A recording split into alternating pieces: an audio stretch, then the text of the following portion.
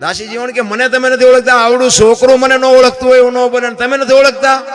એ કે છોકરું ઓળખતું હશે પણ હું નથી ઓળખતો, મને એટલું એક ઓળખાણ કરાવો, આપ કોણ છો? એ કે દાસી જીવણ કે ને ઈ મારું નામ, કે ઈ તો આ પૂતળાનું નામ છે, હું તમારું નામ પૂછું. અને ભાઈ દાસી જીવણ હલવાણા. પછી વિચાર કરે છે કે આ છાતી ના ગાલ ના કપાળ ના માથું તો દાસી જીવણ ક્યાં?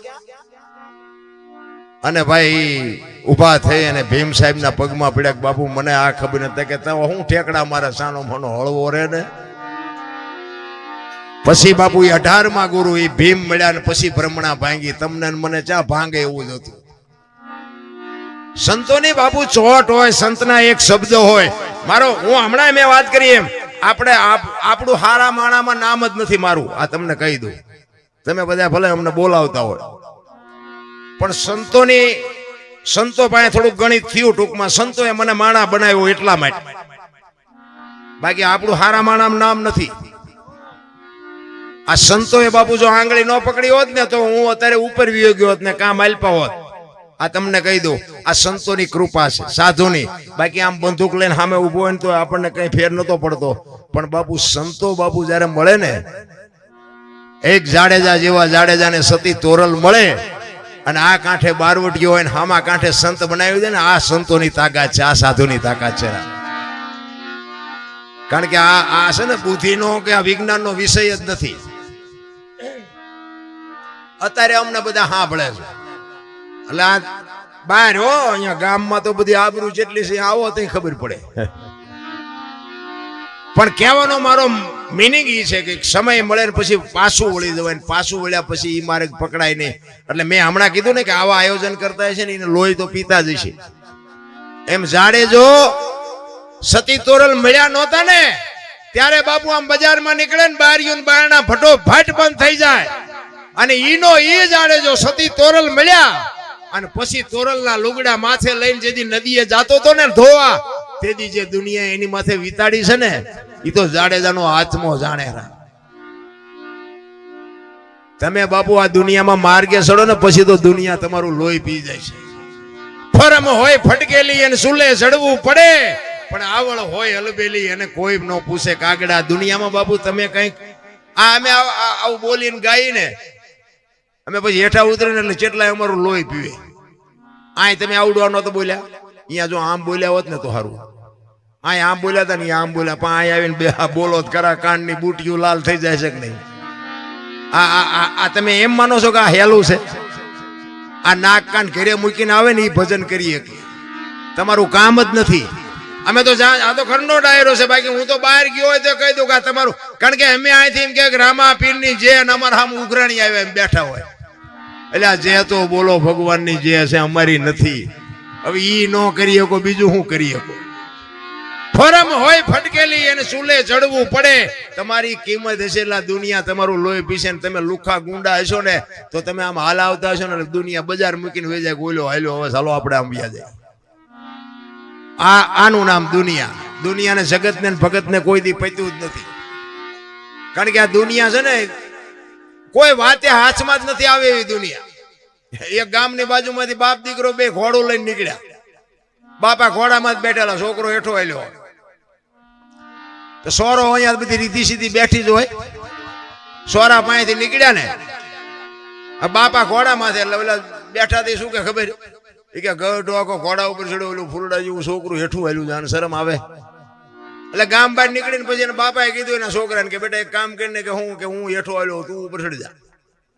બીજું ગામ આવ્યું ને કે જુવાન જોત ઘોડા ઉપર બેઠો છે, ડોહાના બિચારાને ટાંટિયા તોડાવે છે, શે શરમ. પછી બહાર નીકળીને કે બાપા એક કામ કરો ને કે હું કે હાલો આપણે બે જણા બેસી જઈએ. એ બે જણા બેઠા ને પછી બીજું ગામ આવ્યું ને કે આમને છે કે દયા જેવો સાંટો બે સોટ્યા છે, બે જણા ને બે. પછી બહાર નીકળીને કે બાબા એક કામ કરી કે હું કે ઘોડું ભલે ને હેઠું વાય હાલ્યું, હવે આપણે હેઠા હાલ્યા જઈએ. બીજું ગામ આવ્યું ને તો કે આ ઘોડાને પૈસા હું કામ ખર્ચ્યા છે, બે ટાંટિયા તોડીને હાલ્યા જાય. હવે આ દુનિયાને કેમ તમે પૂગી શકો? રામ બુદ્ધિના ગાળિયા થયા, ગાળિયા. તમને ને મને એક બુદ્ધિ આપી હોય અને કોકને કંઈક દેવાની વાત થાય ને તો માણસને એમ થાય પૈસા દેવાની જ વાત કરે બધા. એવું નથી. કોકને હારી સલાહ દ્યો ને તો બાપુ મોટું ડોનેશન છે. આવા કંઈક કામ કરતા હોય ને એને હારો કંઈક પડખે ટેકો દ્યો ને તો એક ડોનેશન છે. એક એસટી માં તમે ચડ્યા હોય અને તમને જગ્યા મળી જાય અને કોઈ બેન દીકરી ચડે, કોઈ વૃદ્ધ બાપા ચડે, કોઈ વૃદ્ધ માજી ચડે અને તમે ઊભા થઈ અને એને જગ્યા આપી દો તો આ મોટું ડોનેશન છે. દેવાની વસ્તુ નકરી પૈસા નથી. હારી સલાહ કોકને દ્યો ને તોય બાપુ મારો નાથ નોંધ કરે. પણ આ જગતને મેં કીધું એમ કઈ પુગાય એવું નથી. આમ સવારના પોરમાં બસ આમ ગામમાંથી ઉપડે ને એટલે આમ વેલો પગી ગયો ને એટલે બારી પાસે બરોબર આમ જગ્યા મળી ગઈ હોય ને પછી બસ ઉપડે ને આમ કેવી વાતો કરે ખબર કે જીવવા જેવું આવ્યું છે ને આપણા ગામમાંથી બસ ને ઠેઠ શહેર સુધી ને આ જુઓ જગ્યા ના હવા આવતી હોય ને આમ તમે જુઓ તો એવી વાતો કરે. અને બીજે દી થોડોક મોડો આવે અને આખી બસ ભરાઈ જાય અને દાંડીઓ ચાલીને ઉભો હોય ને પછી શું કે ખબર કળિયુગ આવી ગયો. બસ રાતમાં એક જ રાતમાં કળિયુગ આવી ગયો. પણ બેટા ત્યાં કોઈને આપી હોય તો તને કોક આપે ને. દેવું નથી અને લઈ લેવું છે નકરું દુનિયાને. એમ પતે એવું નથી નારાયણ. એટલા માટે હરભુજી પછી છેલ્લે રોઈ અને પછી બાપુ રામદેવજી બાપાને અરજ કરે છે કે હે મારા નાથ તને મળવા માટે મારે હવે હું કરવું. એટલે હરભુજી પછી રોતો રોતો કહે છે, શું કહે છે?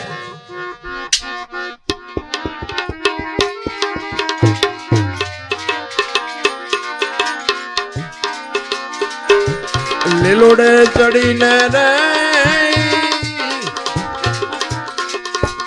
એ જે મંડપમાં તમે પધારજો રે.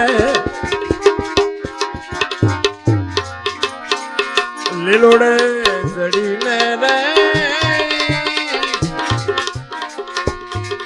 એ જે મંડપમાં પધારજો.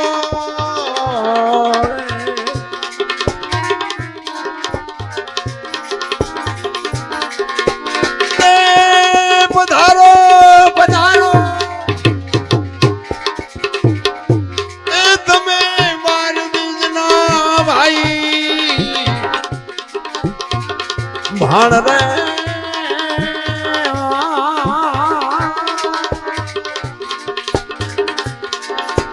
ઘોડલા રે ચરણતા રે એ દીઠારામ પીર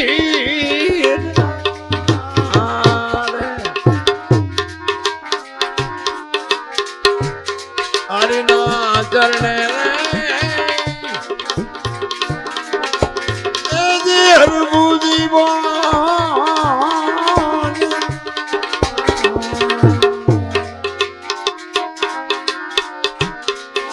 હરિના ચરણે રે એ જે હરભુજી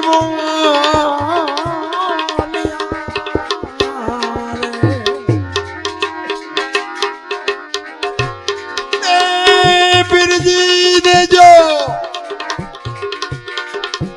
તમારા ચરણે ભાઈ વાસ રે.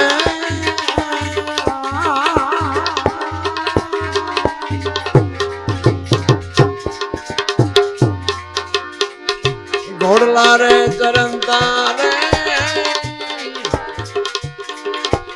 દીઠારામ પીર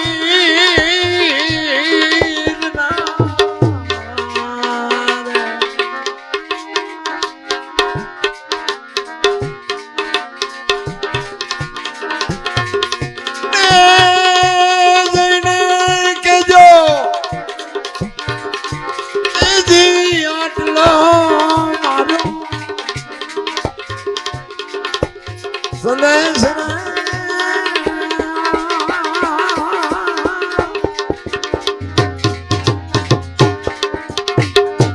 પરબવાળા પીરને કોઈ એ હમ જાવી